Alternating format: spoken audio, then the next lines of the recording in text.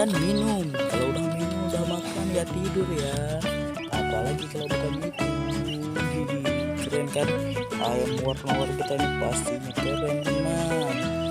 Jadi ya teman-teman, let's go teman, kasih dulu makanan ayam warna-warni kita di rumah tuh. Yuk dulu teman, kalau nggak punya ayam warna-warni let's go teman, cari dulu di pasar ya. Widih, kalau yang belum punya ayam warna-warni nggak apa-apa teman, nanti kalau sudah punya ya jangan lupa dikasih makan.